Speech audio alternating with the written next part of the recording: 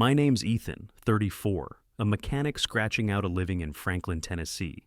My world was a predictable loop of grease-stained hands, roaring engines, and solitary nights with a beer in a house that echoed with emptiness. I'd convinced myself that was enough, until I saw Sarah, stranded by her broken-down Chevy Blazer on a golden afternoon, her hazel eyes carrying a grief I knew too well. She wasn't just a woman needing a tow, she was a reflection of my own buried pain, a spark that made me question the walls I'd built around my heart. This is the story of how we found each other, two souls afraid to hope, learning to love again through the cracks of our pasts. The garage I run is a no-frills shop, a cinder block relic my uncle passed down when his arthritis got too bad to turn a wrench.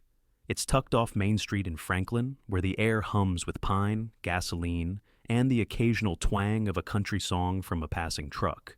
My life's a rhythm I've memorized. Wake at 5:30 a.m., choke down black coffee strong enough to strip paint, open the shop by 6:30, and wrestle with engines until the sun sinks behind the hills. I'm good at it. Always have been.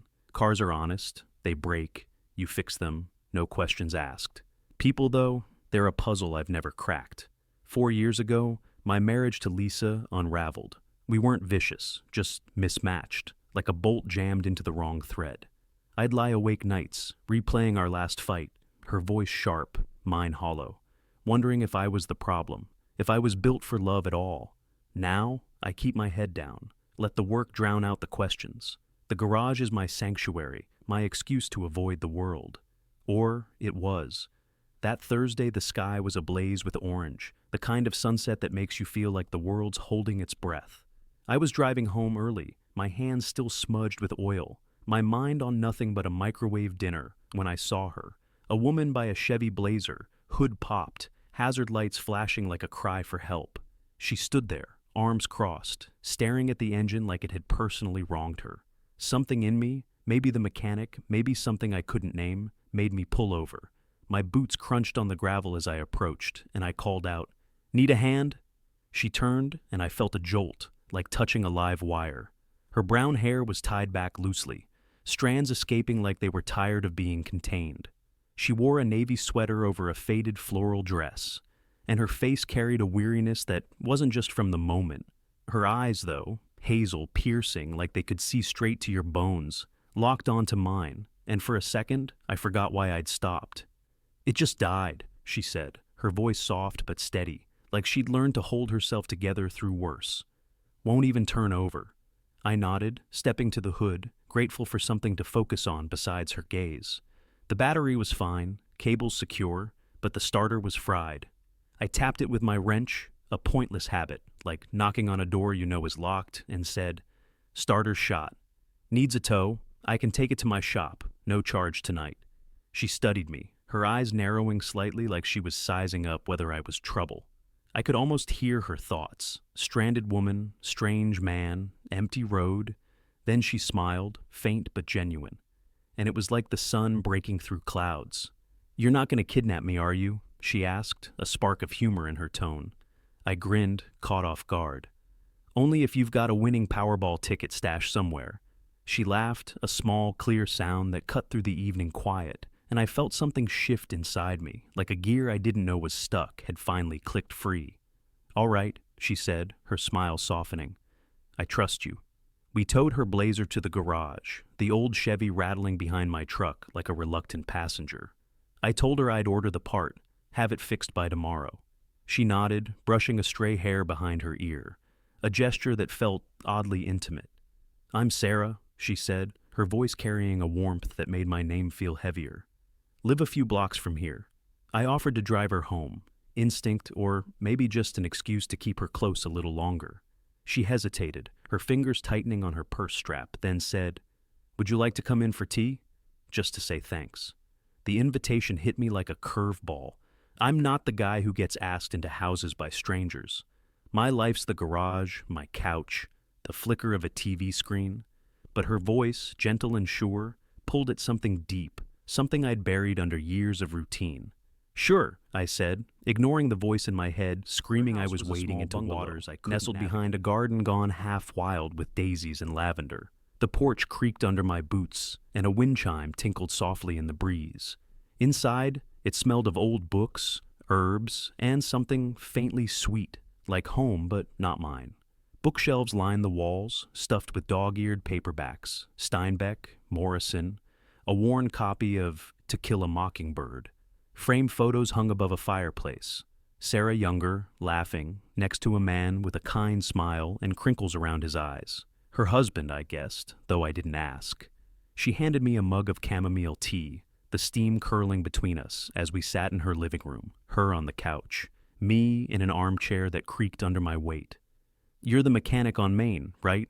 she asked, curling her legs under her, her sweater slipping off one shoulder. I nodded. "Took over from my uncle a few years back." She sipped her tea, her eyes drifting to the fireplace. "He fixed my husband's truck once, long time ago." The mention of her husband landed like a stone in still water. I saw the way her fingers tightened on the mug, the way her shoulders tensed, like saying it cost her something precious. I didn't push. I'd learned the hard way that some wounds don't need prodding. Instead, we talked about Franklin, how the diner's coffee tasted like burnt regret, how she loved Willie Nelson's voice but couldn't stand the auto-tune pop blaring from kids' cars. She told me she used to teach high school English, loved watching kids light up when they found themselves in a story, but quit after her husband died. "Everything changed," she said, her voice barely above a whisper, her eyes fixed on the rim of her mug. "I didn't know how to keep going. I knew that kind of loss, not the same, but close."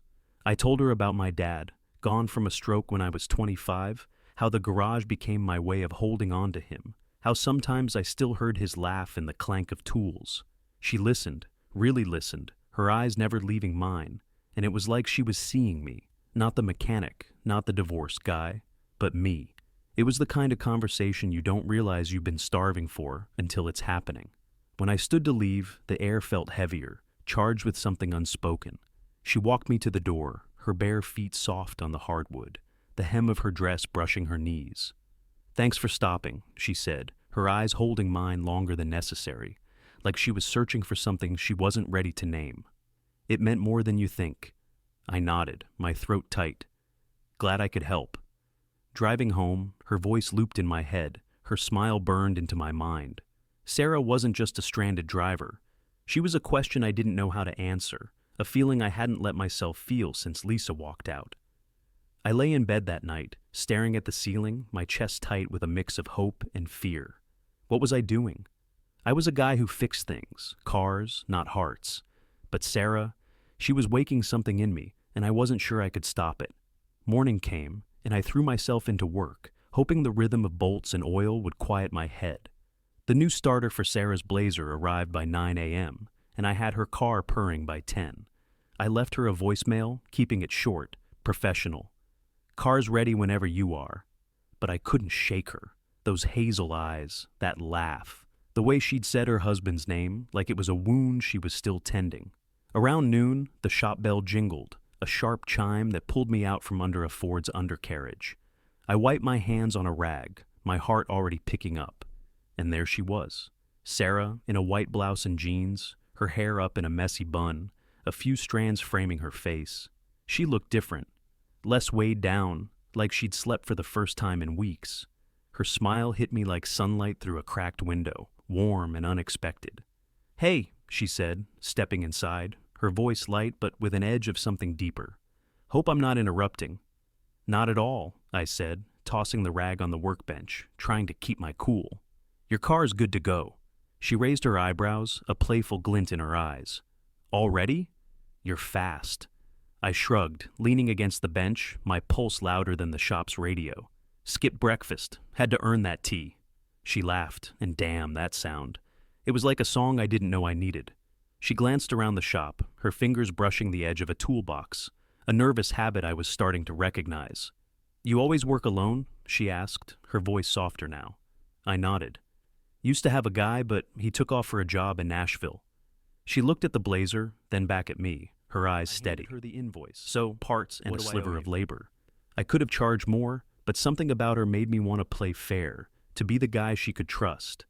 "Can pay now or Monday," I said, keeping my tone even.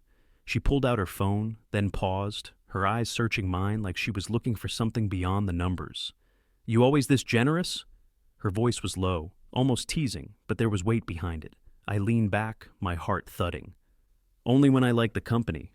She smiled, a real one, full and unguarded, and I felt like I'd won something fragile and rare. "Okay, deal," she said, her eyes sparkling. "Dinner at my place tonight, brisket and cornbread. You in?" I should have said no. Keep it simple, keep it safe, stay in the lines I'd drawn around my life. But the way she looked at me, like she saw more than the guy in greasy coveralls, like she saw someone worth knowing, it undid me. "I'm in," I said, my voice steadier than I felt. Her smile widened, and I knew I was screwed in the best possible way. That night, her bungalow glowed under porch lights, the air thick with the smell of smoked brisket and warm cornbread. We ate outside, fireflies blinking in the yard, crickets humming like a backup band. She'd set the table with mismatched plates, a single candle flickering between us, its light dancing in her eyes. It felt like a date, but neither of us called it that. The brisket was tender, the cornbread sweet, but it was her presence that filled me. She talked about her husband, Ben, who'd fought lung cancer for 2 years before it took him. "When he died, I didn't just lose him," she said, staring at her plate, her fork still. "I lost me. Friends didn't know what to say, so they stopped calling. Invitations dried up. I was just the widow." Her voice cracked, and I saw the weight she carried, the way grief had reshaped her world. I wanted to reach for her hand, to tell her she wasn't alone, but I stayed still, afraid of crossing a line I couldn't see. I opened up instead, surprising myself. I told her about Lisa, how our marriage eroded under small disappointments, her wanting a bigger life, me content with the garage, the silence growing until it was all we had. "When she left, I thought I'd failed," I said, my voice rough. "Thought I wasn't cut out for love." Sarah looked at me, her eyes soft, unguarded. "You are, Ethan. You just haven't found the right person yet."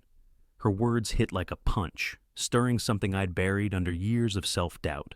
We sat there, the candle burning low, and I felt a pull, like she was a tide and I was the shore, helpless against her current. When I left, she walked me to my truck, the night cool, her hair catching the moonlight. "Thanks for tonight," she said, her voice barely above a whisper. I haven't felt this normal in a long time. I wanted to say something profound, to tell her she was waking parts of me I thought were dead, but all I managed was, me neither. Driving home, my hands tight on the wheel, I couldn't shake the feeling that I was standing on the edge of something vast. For the first time in years, I wasn't afraid to fall. The next week, Sarah slipped into my life like a song you can't stop humming. She called me to check a leaky faucet, then invited me to stay for coffee, the mugs warm in our hands as we talked about nothing and everything. We repainted her garden shed, laughing when paint splattered on her cheek, her eyes bright with a joy I wanted to bottle. Each moment felt like a step closer, but also a step into uncharted territory.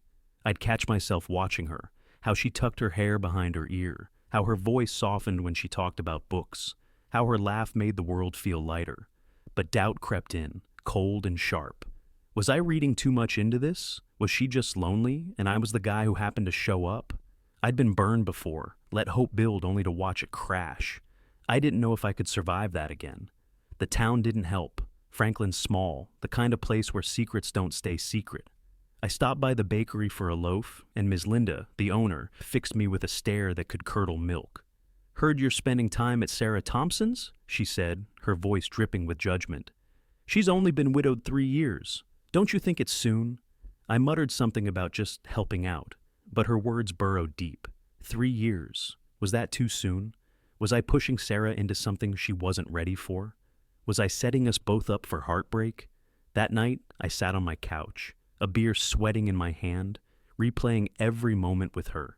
The tea, the dinner, the way her smile felt like a gift. I wanted her. God, I did. But I didn't want to texted about the town's harvest festival. "Want to go? Could be fun." I said yes, even though my head was a tangle of doubt and hope. The festival was alive with lantern-lit stalls, kids darting through crowds with cotton candy, the air thick with the smell of popcorn, cider, and fried dough. We wandered, sharing a candy apple, her shoulder brushing mine, each touch sending a current through me. Fireworks lit the sky, and I watched her face glow under the bursts, her smile unguarded, her eyes reflecting the colors above. I wanted to hold her hand, to pull her close, and tell her she was the best thing I'd felt in years, but fear stopped me. What if I was wrong? What if she was just being kind, and I was building castles out of sand? We ended up on a park bench, the night air sharp, the festival's noise fading behind us. She was quiet, her hands folded in her lap, and I could feel something building, like a storm gathering on the horizon. "Ethan," she said suddenly, her voice trembling, barely audible over the distant hum of the crowd. "I need to tell you something." My stomach knotted, a cold wave of dread washing over me. Was she pulling back? Had I misread everything, let my heart run ahead of reality? She took a breath, her eyes fixed on the ground, her fingers twisting together. "I'm scared," she said, her voice breaking. "Scared that if I let myself feel this, whatever this is, I'll lose Ben completely, like I'm betraying him, erasing him." Her words hung there, raw and heavy, and I saw the war in her eyes, the guilt she carried like a second skin, the way grief had tethered her to a life she wasn't sure she could leave. I swallowed, my own fears rising, clawing at my throat.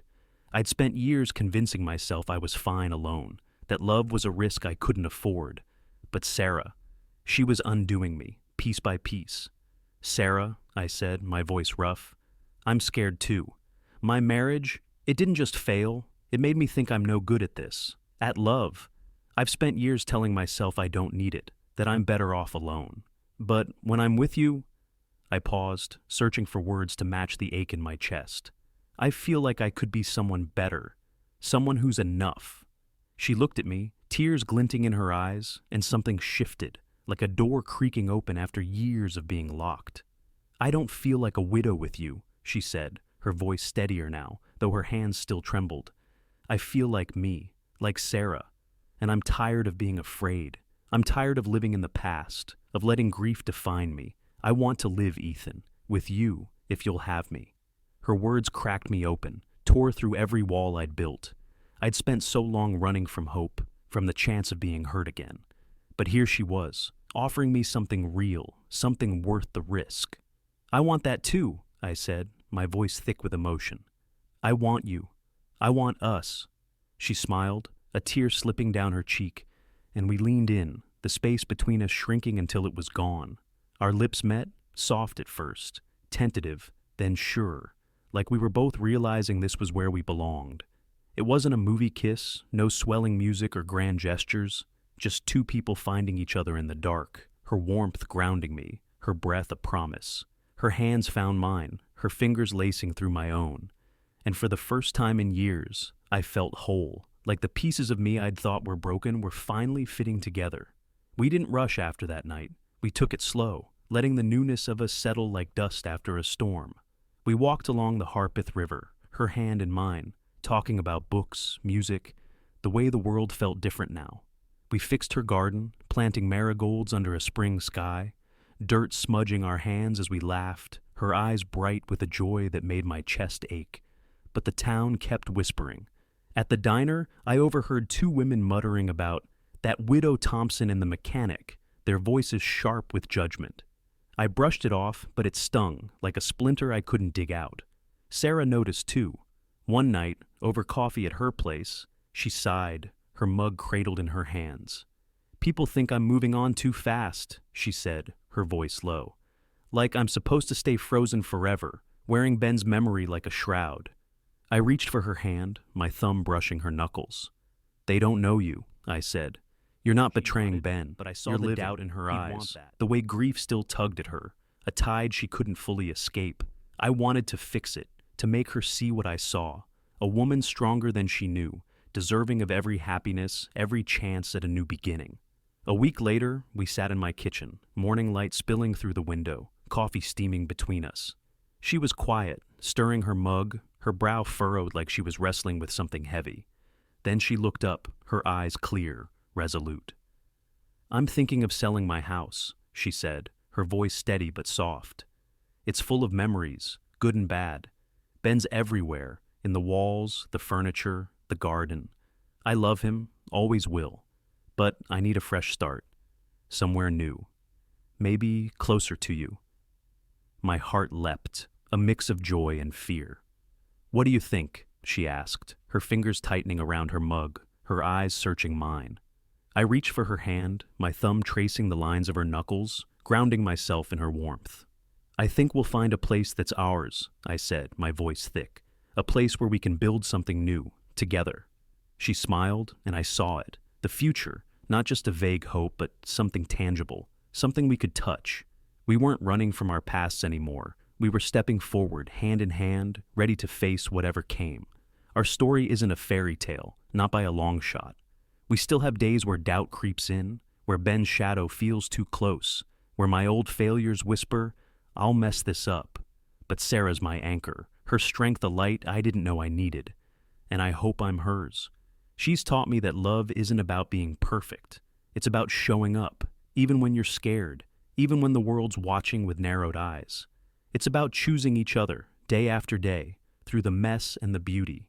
If this story hit you where it hurts, if it made you believe in second chances, smash that like button, subscribe to the Cheater's Diary, and hit the bell so you don't miss our next tale of real, raw, beautiful love. Drop a comment below. Tell us about a moment that made you believe you could start again, that love was worth the risk. Thanks for watching, and we'll catch you next time.